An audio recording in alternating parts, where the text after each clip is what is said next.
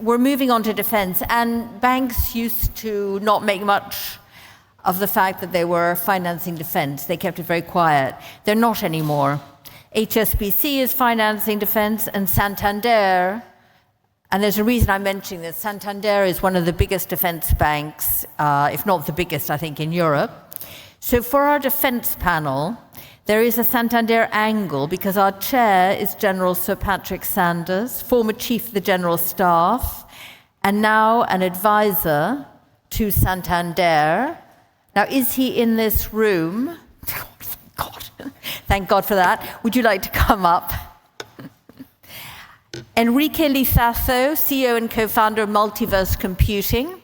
Multiverse Computing, I think I'm right in saying that about 40% of the revenues are from defense. So that's a pretty substantial amount. Andrei Dragomir, founder and CEO of Aquark Technologies. He's the chap who said the UK can be the next Silicon Valley. Now, Sam Kirby-French had to drop out, so Rob Flanders, head of threat and incident response at BAE Systems, and Edwin Bowden-Peters, UK Technology Watch lead at MBDA.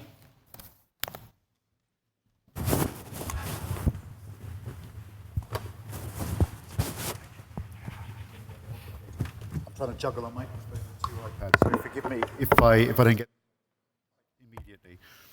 So welcome to the defence panel. Bear with me a second.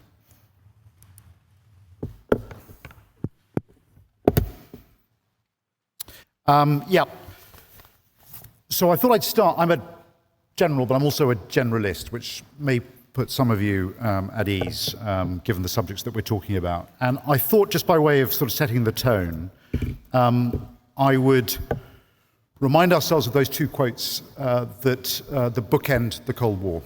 You have Frank Fukuyama describing the end of history in 1992, but prior to that, you have Antonio Gramsci saying, the old world is dying, the new world struggles to be born, now is the time of monsters.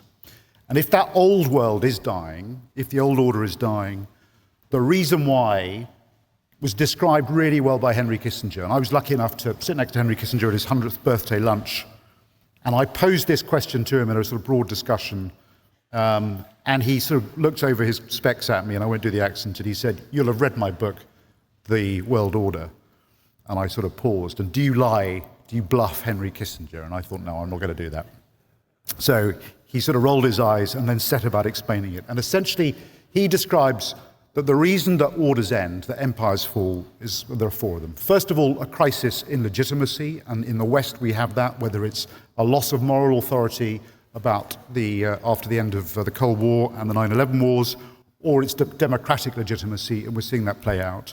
The second reason, of course, is rising powers challenge the status quo, and we're seeing that play out. The third is you get large ideological and technological shifts. And the fourth is a failure to adapt to those shifts and that paradigm, and a failure to adapt the institutions.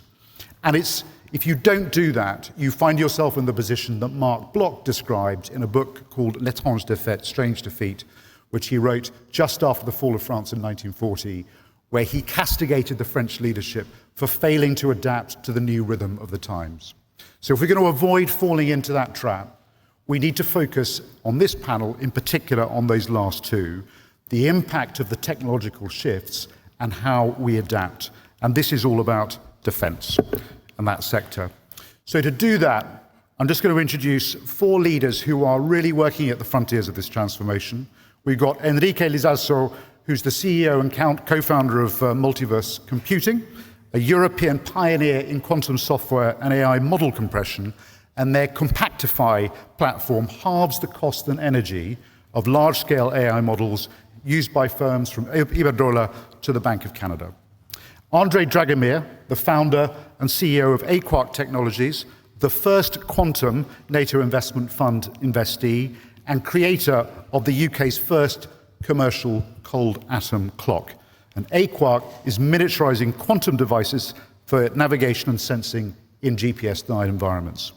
Rob Flanders, instead of Sam Kirby-French, who is the Group CISO at British Aerospace, responsible for cyber and AI assurance across one of the world's largest defence and security companies, and Edwin Bowden-Peters, who's the UK technology watch leader at MBDA, Europe's leading missile manufacturer, scouting emerging technologies and building partnerships between primes and startups. So, thanks to the panel for all being here. And I want to start with strategic landscape. And Rob, I think you are probably best placed to just give us a sense of where the world sits from British Aerospace's perspective. Thanks. I think it's been really interesting reflecting on some of the kind of comments and conversation that's been had so far in this forum, and there's been, I think, an undertone perhaps that there's almost a nod to the strategic competition that's playing out between the I guess technological superpowers, i.e. China and the US, and what that means in terms of how these technologies are adopted, taken forward, and developed into kind of common use case. I think that's in almost very stark contrast even to how we are viewing the world from a defense standpoint. We've got what we perceive, at least, to be China as a hostile state to our interests as a defense company, because we're there to facilitate the needs of our customers. And our customers are NATO, they are Australia, they are other organizations who we work with, and unfortunately they are in geostrategic competition with the Chinese. That's a fact of life. We might as well be open about it. And then likewise, we look at the threat from Russia, the ongoing war in Ukraine, and then NATO's appetite, or the countries on NATO's eastern flank's appetite to invest in defense and wanting to adopt new technologies. So we're faced with a literal war on the border, combined with a much longer term geostrategic threat that essentially sits behind lots of the technologies that we're looking at, discussing, and adopting today. So I think it's, from our perspective, very much a dipolar threat landscape that we need to be aware of and be concerned about. Thanks, Rob. Enrique, Europe talks increasingly about technological sovereignty. From your vantage point, can Europe's quantum and AI sectors realistically reduce our dependency on US and Chinese technology? Well, this is a very good question. I mean, it's quite difficult just to have this, let's say, technology sovereignty here in Europe, unless just we definitely just put money where our mouth is. In this case, money came from three flavors mainly. We already know. One of them is just the money grants. Europe is special in that. I mean, just to spark the ideas to put the money in universities, research groups, and just developing the technology. That's fine, but you cannot just hit just a house as big as that, just with just one spark or two or 1,000 sparks. It doesn't work. You need two things that we lack. Maybe in UK you are performing better now. One of them is equity, and that means a lot of money coming from the let's say the investors. We lack the investors. I mean, I mean, it's astounding the figures that the mayor has just brought to us. I mean, these percentages are just ridiculous, and this is UK. You can imagine the other side of Europe. I mean, it's even worse. And then the third one, which is particularly important for the companies when they scale up with new solutions, are the money in the form of contracts. It has no sense just to raise some companies when at the end, if there are some, let's say, contracts, you give that to the usual suspects. I mean, either you learn how to work with them, but in some points they try to replicate, etc., etc. This is a quite European scene. I say United States works differently. They are much better oriented to the, let's say, help or use technology from the startups, and that maybe in the future are not startups, but they are just monster behemoths that trying precisely to conquer Europe because they are the Googles, the Amazons, all those kind of companies. But if we don't do that, it's quite difficult. Ideas we have, technology we do have, and it's even better. But the way just to convert, just to transform that in something which is more than that, which are, I mean, companies that are big enough to go with that, it's a different way. This is a financial problem at the very, very, very core of the situation, particularly in Europe. I'm talking about the continental Europe, but some of the lessons can be applied also in UK. We are also here, and we do not. I'm spent just what. Andre, AQUAT's work, you sit within NATO and UK defence. How do you see quantum sensing strengthening national resilience and perhaps deterrence as well in this new environment we're facing?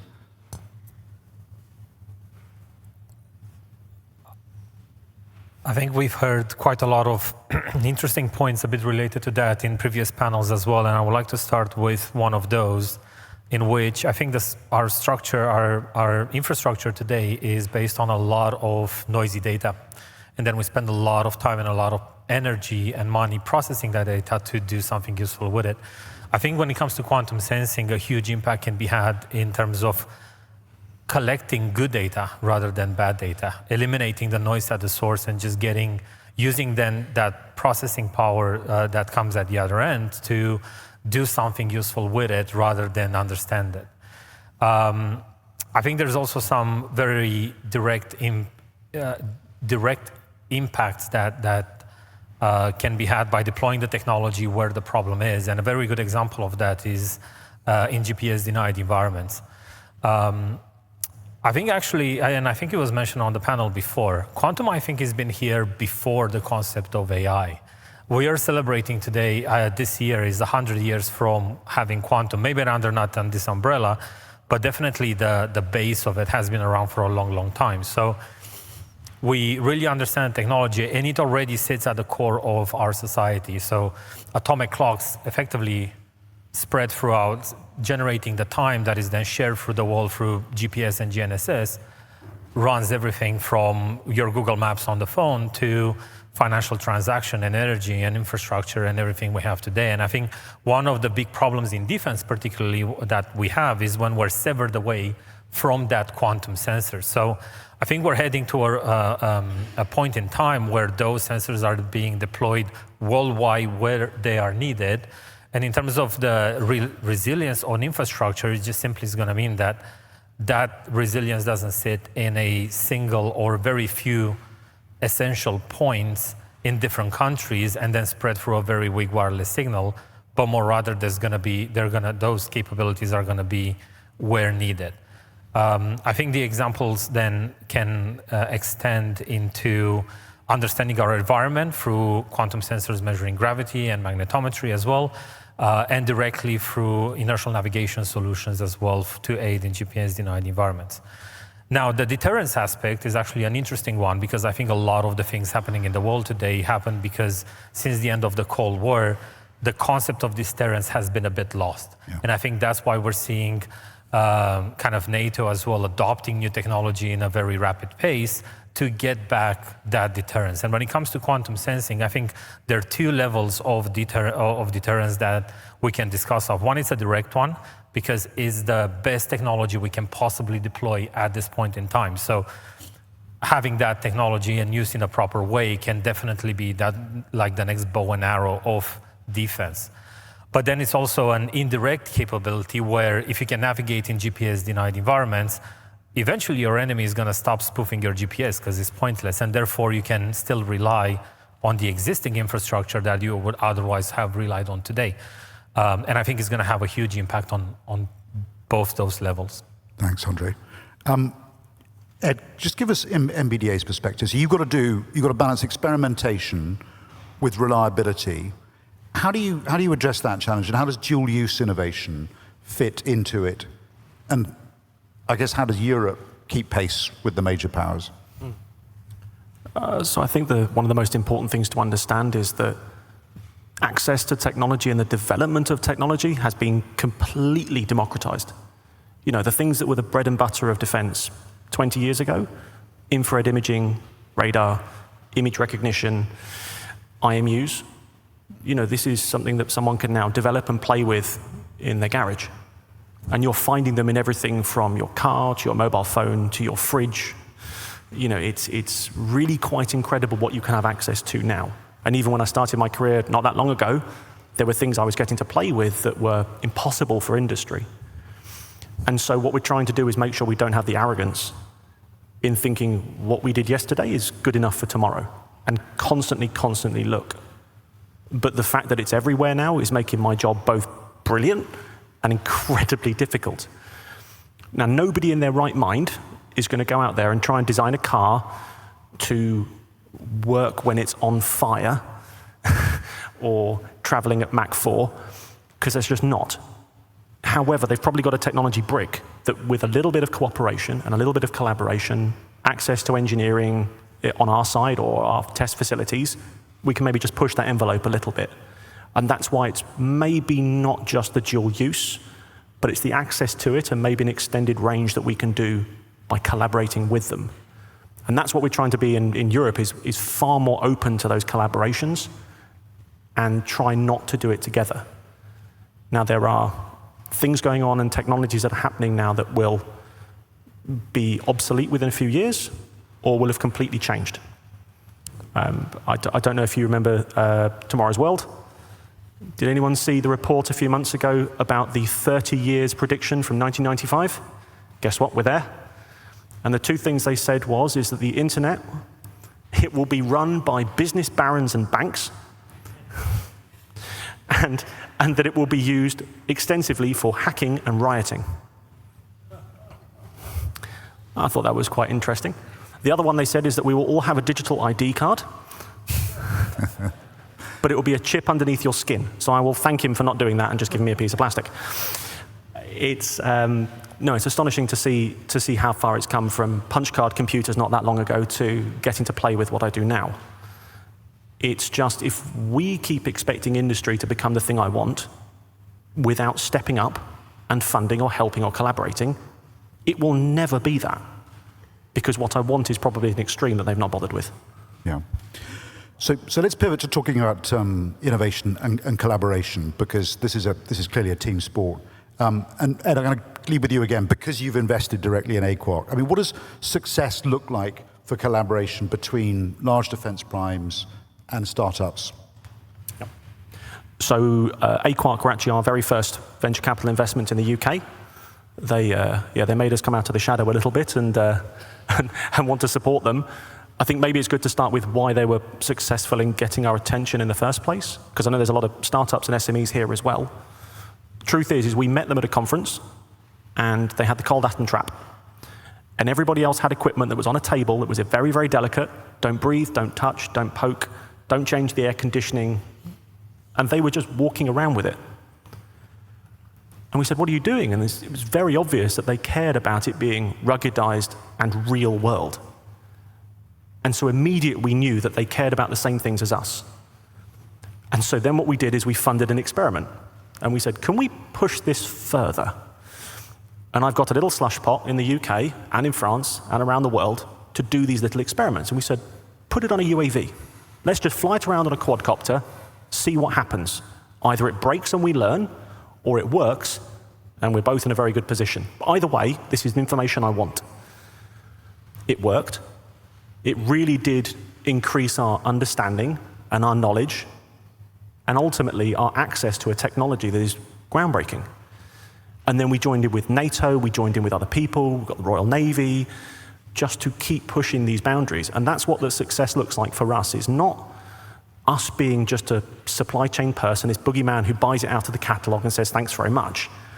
It's that collaboration piece in that I can turn to them, bring them my problems, they can come to us for testing, and that together we kind of get something out of it. Because otherwise, like I said, it won't be what I want it to be. So I've got to ask you then, Andre, how was it for you? And since you're the first quantum NATO investment fund company, how's that fund and the Diana Accelerator sort of changed your trajectory? I would say that, first of all, our interaction with MBDA has been exactly the right model in which startups should be allowed to interact with defense, first of all. I think always breaking that defense wall for a startup is quite difficult, even in terms of just end-user engagement, less to speak of actually doing something together. But I'm glad to hear that our desire of breaking stuff actually was the attractive part. It kind of all needs to play together into one single ecosystem. So the fact that we had that first initial engagement, which allowed us to then embrace the dual-use nature of the technology, and then our interaction with NATO and Diana as well, really made defense something that we can discuss about, which up until that point has been quite a taboo subject. And we actually lost some investment along the way because we did mention we're a dual-use technology, knowing that quantum sensing will have that aspect anyway. So I think that's very important. This type of interaction is very important in terms of passing the value of death, which is, again, is kind of a concept I'm hearing less and less in today's world. But it is an important one, and I think that it's quite essential. And then when it comes to NATO and Diana directly, I think it's all about, for us at least, it really accelerated us into turning what we are today into understanding where the problems are and interacting with end users. And more than anything, actually, was that element of trust in our company and our technology, which ultimately opened a communication line to defense so that we can understand the requirements, so we can build something that actually solves the problem and is not just a hyped technology that looks nice. Yeah. And Enrique, has Europe got the right investment and, dare I say it, regulatory conditions for quantum AI convergence to scale? Or are we over-regulated and excessively fragmented? Well, yes, I think that we are, first of all, answers are clear. We don't have the right level of inversions. Investment is not as large as it should be. Okay, but this is something that we tell ourselves, and that's right. But somehow, we should be able to overcome this kind of problem. If investments are real good, let's say in the United States, we should go there. And from time to time, you hear about just let's make something for the American investors came here. That's a nonsense. If the customer is there, probably you are going to go there. So if the investor is there, why not? It's the same case. The second thing is about regulatory. Yes, you are right. I will put some examples, particularly related to defense. For example, as you mentioned, we compress models. This is a technology that came from quantum, is quantum inspired. So we made the LLMs, the large language models, small. But there are particular kind of models that are interesting, which are what they call the multimodal. Those models that are trained and can recognize images and so on. Okay, if you compress those models super small, you can make some of those models running on a Raspberry Pi. That is important for defense for two reasons. Because, then the battery lasts a lot, and also because these multimodal models can recognize things without being retrained. You can show them a picture, and that's real, a picture of a tank, and can recognize, first of all, that it's a tank. Second, which model of a tank. Third, the nationality of the tank. And fourth, that it is a picture of a tank and not a real tank, which from the point of view of the weapon, it matters. Yeah. Okay. So, which is the problem? In Europe, multimodal models, some of them, you cannot use unless specific for specific use cases, and then you have just to ask for permits and so on, unless you tell where the data to train that came from. And it's a real problem, because then for most of the use cases, you are just taking out the multimodal part. It cannot be. How can it be that we need that? And then we talk about the 28 regime. We also, because those regulations depends on country by country, and then we are going to create another, let's say, virtual country, okay, to overcome those regulations. But we don't know the speed and the time that it will take.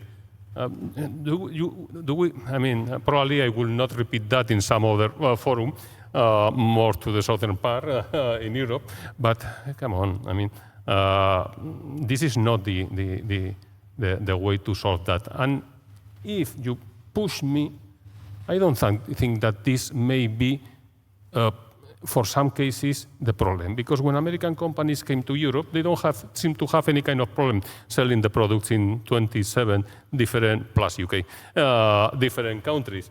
But we Europeans, we have. But I think that it's better not to go on, because probably I'm going to get myself into problem. So I'm going to take that as a no to the question then.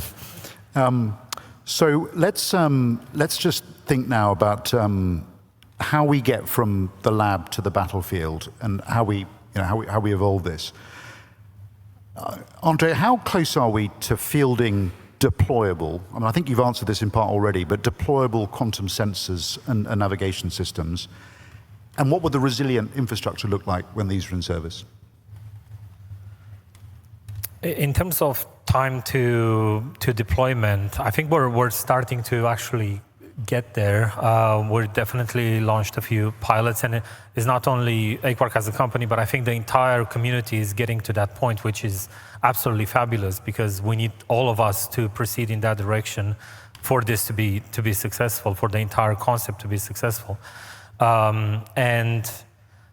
We started launching some small experimental trials and projects proving that technology works and does what it says it does on the tin. And I think actually realistically from what we're missing at this point in time is actually scalability, trying to fill in that demand to cover and deploy those sensors everywhere. And actually I think we're about 12 to 36 months away from seeing that kind of slow scale-up adoption starting to happen.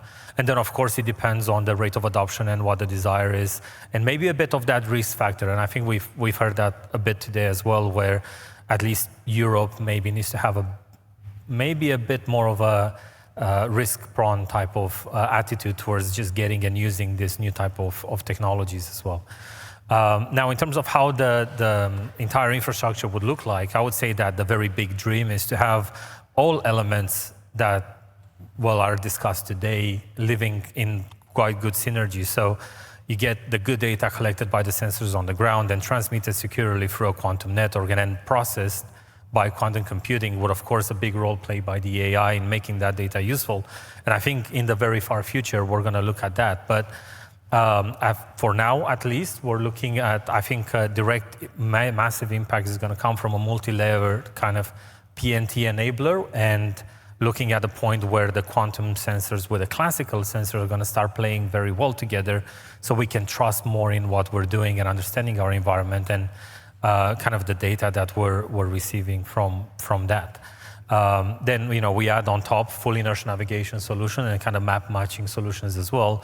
And at least the problem of GPS denial and maintaining time synchronization and navigation in those conditions should be solved quite quickly in that regard. And I think that in itself is going to have a huge impact, and we're going to take it from there and see if we reach that massive vision further along.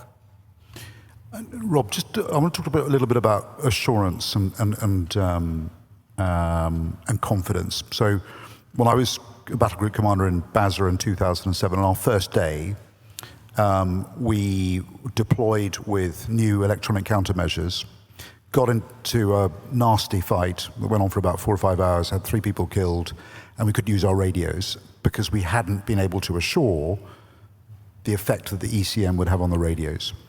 And we all know that Murphy's first law of combat is that your weapon is made by the lowest bidder. So how do you safely adopt immature or opaque or emerging AI models when the stakes are so high? So I think this is a really good point, that the high assurance element of defense is not the only element of defense. I think you've spoken already about the dual use problem, that if we're talking about adopting AI-enabled quantum sensors at the edge for disposable warheads, we're probably not necessarily requiring that top-tier level of assurance. But when we're talking about individuals in the field who are out there with boots on the ground, we absolutely are. And I reflect on some of BAE's kind of strategic programs as we look at them, the FCAS program as it's kind of proceeding on. Lots has been made, I think, in the press about how AI systems are going to help enable the future aerial battle space. But then you look at that and look at the maturity of the AI ecosystem at the moment, and you do have to take that step back and go, okay, essentially we've got a collection of statistical models that have been trained on, in lots of cases, absolutely everything the designers could get their hands on and scrape off the internet. We probably don't want lots of that content. And particularly from an engineering perspective, we're taking a step back at the moment and thinking, okay, how do we start with a data set that we know comes from a known provenance? Do we start with an academic data set that has had some semblance of peer review, or at least something that we can then essentially put our yardstick against and go, yeah, actually, we're confident this data set doesn't have malicious content in, reflecting on, again, some of the research that's been done into DeepSeek, where it's noted some of the questions it's been asked and either given false or irrelevant answers if it's against the designing nation's strategic interests, shall we say. I believe it was a Tibetan group that used it and got some very strange and creative answers out of it when it was tested. And obviously, when you're developing a strategic program, there is absolutely no reason to believe why or that we wouldn't be targeting in a very similar way. If we asked it an engineering question, why would it not give us a bad answer in order, if nothing else, to slow us down and further entrench the bureaucracy of trying to get a large defence programme over the line in the UK, which I'm sure you're very, very familiar with. It's easy. So in that sense, we do have to essentially go back to basics, brass tacks, and go back to investment, as I think you highlighted there. If we're essentially turning around to what will become a small number of US hyperscalers and saying, okay, we want to consume this technology, but we want to consume it on our terms. Can we do that in a way that actually makes financial sense, where essentially we're being offered a very small collection of different options on the table at the moment, none of which we have assurance over, none of which we trust with the lives of servicemen and women, I don't think, in their current forms. So how do we then go, okay, we want this to be dual use, but we don't want the investment hurdle to get from commodity to defence to be too high? And I think that's the really critical question we have to ask ourselves now, and whether or not there's opportunities where we do that more collectively together, where we look at regulation to say, okay, if we're working in defence industry across NATO or even in the UK, do we collectively pool our capabilities here to train new capability directly, rather than having everybody build their own thing and everybody do not the perfect job at it, perhaps? And I think those things are really important, and really, I guess, again, taking it back to basics, that especially where we're adopting large language models, they are just statistical entities. There's no magic going on in the background here. It is just maths. And in that respect, you have to trust the fact that if you put garbage in, you might well get garbage out. Okay. And that's the last thing you want on a strategic program. Thanks, Rob. So before we go into a bit of Slido and Q&A, I'm going to ask one question about trust and control. And Ed, when we were in the sort of semi-green room, it wasn't very green, we were talking about the sort of suppliers. If suppliers don't understand why we, the operators, need something, then the shiny thing won't resonate. Just riff off that a little bit. This is something I go into a lot with the SMEs and the academics we speak to, is really, really understanding what they need on the front line, or maybe why a defense company or a prime is asking for something that can seem daft. So the anecdote I use is typically imagine designing a Formula One car. You know roughly what it looks like. It's got 4 wheels, roughly the right size, driver, helmet, that's it. Pump up the tires, put fuel in, now go lock it in a garage for between 1 day and 30 years. At any moment, someone is going to throw the door open, and you are in the Grand Prix, and you've got 30 seconds to win. You are thrown out of the garage so hard, electronics will rip themselves off the board. You are going so fast, you are now so hot that metals aren't good enough. You are driving against a car that's not been invented yet, driven by a driver that's not been born yet. There might not even be a driver or wheels. You could be in the desert, the jungle, the ice, day, night, doesn't matter. And the truth is you have to win. Because unlike Formula One, if you go into that race and you come second, you still get to stand on the podium, waste some good champagne throwing it around like an idiot and get a medal. If we come second, someone might not go home to their family. And that is why we will never, ever take the risk with an operator, giving them something that's not good enough. Now, I know that the risk appetite has to increase, but that's on performance, not safety, not the user, ever. And that is why I get so many companies that come to me and say, I've got the best shiny thing ever. I'm really clever. And you go, great, half of my company are genuinely rocket scientists. Clever doesn't cut it. Tell me why what you have is better than what is now, and what is the risk of me not changing. Now, if you need to access test labs, defense standards, you need to, like I say, set it on fire, shake it, bake it, kill it with radar, talk to me. We will try and help you make that happen, and you can see why those things are A, so hard, and B, so vital. Because I get very, very afraid for little SMEs who get asked to do what they call the minimum deployable capability. Now, in defense, everything is an acronym, way worse than quantum.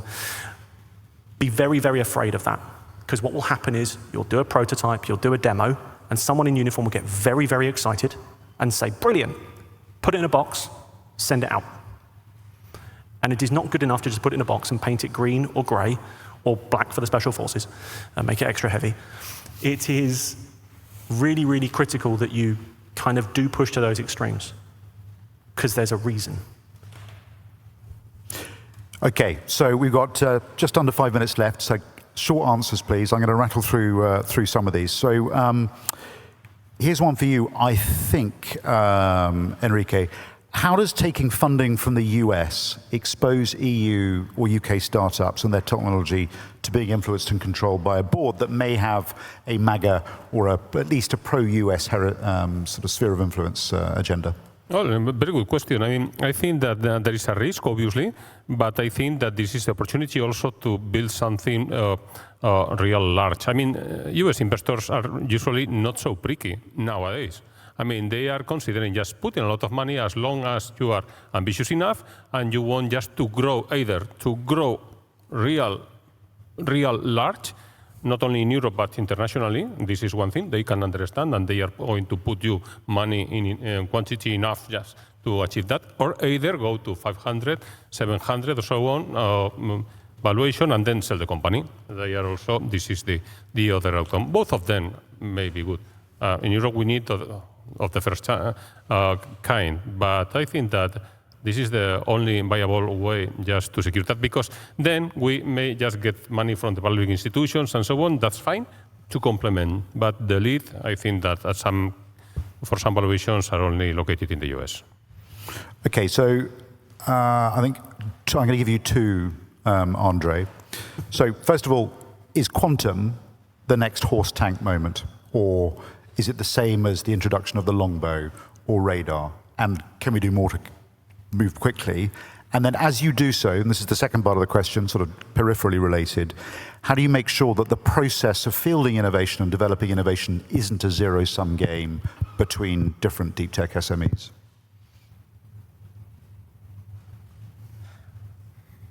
Difficult, long, two-sided question. You haven't got long. So I think on the first one, on trying to make the analogy and so on, actually, I really think that if we do our job right, people will not even be aware of it. Suddenly, you will have new capabilities popping left, right, and center. No one would really know that it's because of quantum being deployed, for example. So I think it's going to be more incognito than previous massive developments like the bow and arrow or the lasers or something like that. So I think it's going to be a bit more hidden that way, but we will see the benefits and the capabilities on the other side.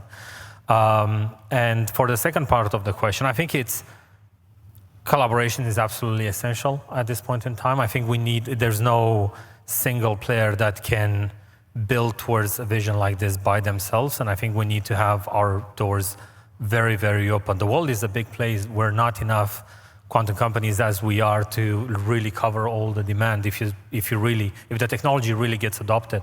So I think to really accelerate it, I think we all need to really just openly collaborate as much as possible. and hopefully in between countries as well, with new partnerships being formed where we can at least discuss the IP freely so we can help each other out. Okay. Rob, one for you. I think you sort of got at this at the beginning, but when you look at this in terms of competition and what China and Russia are doing, how do we stack up? How do we what, sorry? How do we stack up? How's our scorecard? How's our sense of urgency? I think in terms of China, we're probably 20 years behind. 10 years maybe being generous. They literally publish a 5-year plan about what they want to be good at in the next 25 years, and the next 5 years having immediate talking points. You don't see that from Europe or from the UK more generally, and we had it literally telegraphed to us as part of their party briefings that they wanted AI systems 5 years ago to be something that they were world leading in, and they are. And I appreciate there's some aspects of this that are behind a hidden curtain, but lots of it isn't. And so in that respect, certainly when you look at the strategic competition, even especially in the tech space, we unfortunately, I think, have to get our checkbooks out in order to accelerate the pace of change. But also we need to sit down and work out, okay, so as you said, what do we want to be really good at, especially in the UK? If we look at our colleagues from Taiwan, where there's been great successes made in deciding what to be good at and then absolutely knocking it out the park in that niche. There's plenty of room for the UK to do that with or without Europe. And that, I think, is almost the question that will make or break whether or not in 20 or 30 years' time we are a critical part of the, I guess, global digital infrastructure as it stands then, or whether we're just another consumer. So I'm going to wrap this up by just reminding ourselves of a little bit of history. We are balking at the moment about spending 1% additional of GDP on defense, on the sort of capabilities and technologies that we're seeing. We should just remind ourselves that in 1936, we were spending 2.9% of GDP. In 1939, it was 10% of GDP. In 1945, it was 50% of GDP. And we only finished paying off the US after World War II in 2006. So the sort of sums that we're talking about, 0.5%, 1% of GDP, it's crazy not to, because prevention is a hell of a lot cheaper than cure. Thank you very much to the panel.